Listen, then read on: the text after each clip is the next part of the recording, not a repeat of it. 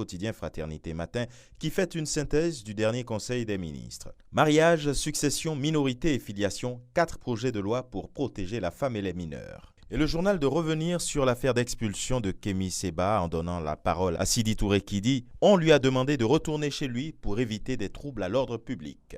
Le Jour Plus s'intéresse à l'investiture du maire de Mbato. S'adressant aux populations, Awan Doli recommande « Soyez unis, le développement local doit constituer l'essentiel ».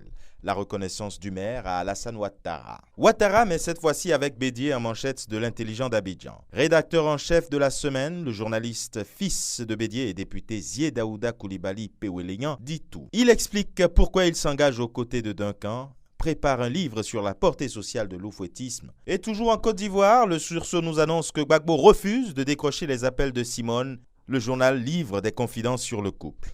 Au Bénin, Fraternité parle du recours à la Cour pour protéger le mandat des députés. C'est une proposition dangereuse selon l'avis du professeur Ibrahim David Salami. Et le même Ibrahim Salami de faire également la manchette du quotidien Le Matinal. Proposition de prorogation du mandat des députés par la Cour, c'est dangereux, juge Ibrahim Salami. Conseil national de l'éducation avec la nation, les membres désignés, annonce le journal. Au Togo, il est question avec Togo Matin de la coopération Togo-Afrique du Sud. Foria Singbe et Cyril Ramaphosa pour le renforcement des relations entre Lomé et Pretoria. Accusez, levez-vous! C'est ce qu'écrit le journal gabonais L'Union. Le journal offre sa une à la justice, session criminelle ordinaire de la Cour d'appel de Libreville. À son tour, la Cour d'appel de Libreville tient à partir de demain sa première session ordinaire pour le compte de la présente année judiciaire. 63 affaires concernant des infractions commises entre 2009 et 2018 sont inscrites au rôle de la dite session qui s'étendra jusqu'au 16 avril. Au Cameroun, nord-ouest et sud-ouest, le business des enlèvements. Sous le couvert de la crise sécessionniste, des brigands kidnappent personnalités et anonymes